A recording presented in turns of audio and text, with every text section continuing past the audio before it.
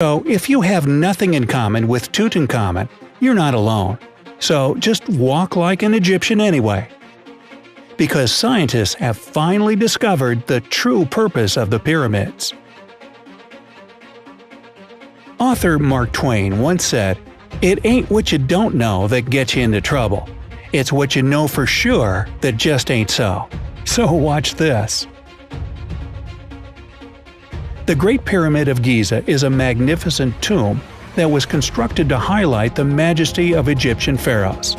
Well, that's what we studied at school. And that's exactly what many researchers thought. Yeah, past tense.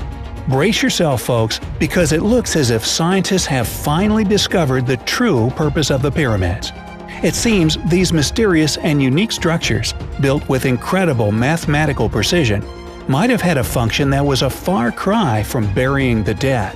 Ooh, I want my mummy. Now, before we uncover one of the biggest secrets on our planet, please remember to subscribe to our channel and ring that notification bell. That way, you'll be the first to see all the daily updates on the bright side of life. The Great Pyramid of Giza is called Great for a reason. Probably because no one would show up to see the pretty good Pyramid of Giza, right? No, that's not it. This glorious construction was made with over 2 million stone blocks, each weighing from 3 to 30 tons. Actually, the most gigantic ones can be as heavy as 50 tons. The base of the Great Pyramid covers an area of 592,000 square feet, and each of its sides is about 218,000 square feet in size.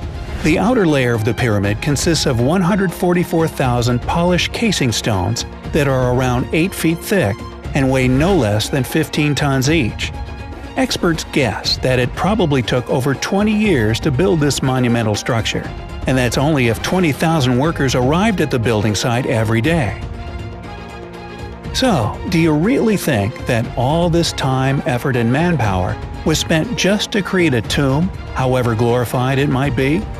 Well, modern historians have a different idea. They now believe that the Pyramid of Giza was built to serve as a power plant. That's right. And it makes sense too. The Great Pyramid is vastly unlike any traditional tomb.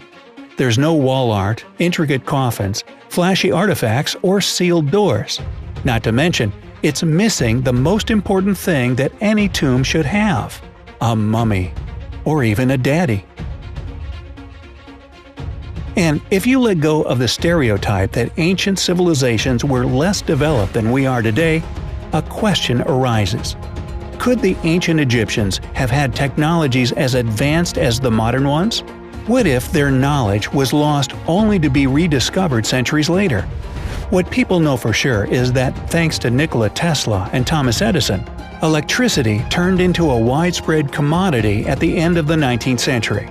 But later, in 1934, an unexpected archaeological finding in Iraq proved that these, albeit great men, weren't the first to bring electricity to humankind. The discovery I'm talking about is known as the Baghdad Battery or Parthian Battery. Now, this thing didn't have anything in common with modern batteries. It consisted of 3 parts: a ceramic pot, a copper tube, and an iron rod. When liquid acid was poured into this device, the resulting reaction produced an electric charge. Oh, and according to researchers, this battery was used over 2,000 years ago. This finding could explain the mystery of the elaborate gold plating that covers many ancient artifacts. You see, such plating can only be created with the use of electric power. As for the Great Pyramid, it's full of inexplicable mysteries itself.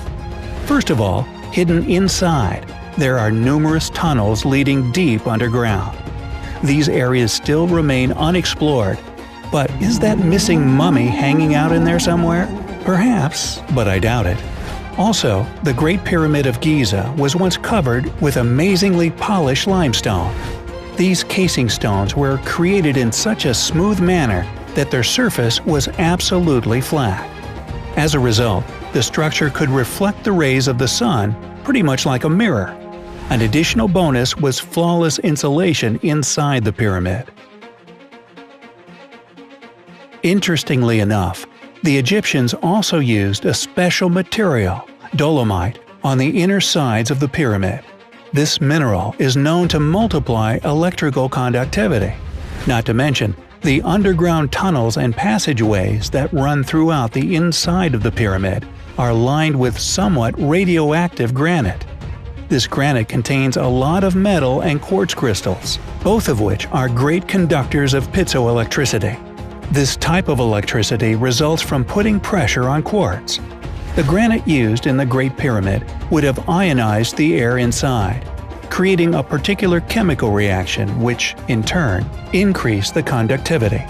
All of these conditions provided the perfect opportunity for large electrical currents to appear. But hold on now, that's not all. I haven't even told you about the mortar yet. To build the Great Pyramid and keep those ginormous stones together, the ancient Egyptians needed more than 500,000 tons of this substance. Modern technology still can't recreate the gypsum-based mortar that was used during the construction of the pyramids. This type of gypsum withstands huge amounts of pressure, so this may sound bizarre, but the mortar holding them together is, in fact, stronger than the blocks of the pyramid themselves. Oh, and we can't forget about the sarcophagi that have been found inside the pyramid. For many years, researchers believed that these gigantic granite boxes were basically elaborate coffins for pharaohs. But these things were huge. They weighed at least 10 tons. One sarcophagus was so incredibly heavy that it was absolutely impossible to carry it through the narrow entrances and tunnels. It can only mean one thing. Somebody measured wrong? No. It means that these boxes were originally built into the insides of the pyramid. The fact that their surface is absolutely flat, with variations within 10,000ths of an inch, only backs up that claim. Plus, these coffins were just way too big for human beings, even if they were great and powerful pharaohs.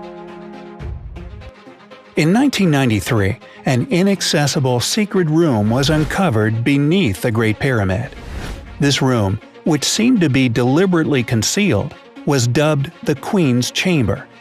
In 2011, thanks to more developed technologies, it became possible to explore the room with the help of a remote camera. What do you think they caught a glimpse of? The mummy of a queen? The solidly sealed secret chamber contained copper wire. Yep, and carefully crafted at that. There was also something resembling instructions, accompanied by wiring diagrams drawn on the floor. So, if the conditions were right, keeping copper pieces in a windowless sealed room could result in a powerful release of electromagnetic energy. Granite, limestone, dolomite, copper. All materials that are especially efficient at conducting electricity. But it must be some sort of coincidence, right? Maybe those were just the only materials they had around when they were building the pyramids. Well, what do you think about the fact that most of the pyramids were built on top of perfect power generators, underground rivers? It's a proven fact that thousands of years ago, the Nile passed right through the area where the Great Pyramid stands. And if the water was indeed the source of power, the picture keeps getting clearer and clearer. You see, there's this thing called capillary action, or the capillary effect. It's the ability of water, or any other liquid for that matter, to flow upward into super narrow spaces, completely ignoring the pull of gravity. That being said, water from the river could technically slide up the pyramid's limestone surface and probably even reach the top. Its movement would cause vibration strong enough for the quartz inside the pyramid to create piezoelectricity. Remember, it's that type of electricity created by putting stress or pressure on quartz. This would generate a lot of electromagnetic energy that would move up all the way to the top of the pyramid. And at the top of the Great Pyramid of Giza, there used to be a capstone made entirely of gold. It forwarded a path to transfer negative ions, those are atoms with an electrical charge, to the ionosphere, the layer of the Earth's atmosphere that contains a ton of said atoms. And that's how an electric current of immense power was produced. Okay, great, but what was it used for? Well, ancient Egyptians weren't exactly using electric toothbrushes or anything. Some recent carvings depicting Egyptians carrying something that looks eerily similar to a light bulb. Hey, just check out the carvings in the Hathor Temple. It shows people holding what appears to be a giant light bulb with a twisted wire inside that runs down into a cord and attaches to box that must be the receiver. Looks like modern electrical technologies to me. Another weird thing you can see in such carvings is what clearly looks like a wireless antenna. Perhaps the ancient Egyptians used wireless technology for communication purposes. They very well could have used electricity at weaving plants to manufacture yarn. What scientists know for sure is that the electromagnetic measurements taken around the Great Pyramid are similar to those taken during a lightning storm. If you climb up to the top of the pyramid holding a bottle covered in a wet cloth, you'd see sparks coming from the bottle. Hey, stay up there too long, and you might even see sparks coming from you. Ouch! Of course, there are still so many questions to be answered, and that's why research continues. But the power plant theory perfectly explains some bizarre phenomenon that has been bothering historians and researchers for decades. It is just a theory though. So, what do you think? Do you believe that pyramids could be something absolutely different from what we took them for? Tell us your theories in the comments below. And if you love mysteries and secrets as much as we do, hit the like button and stay with us on the bright side of life.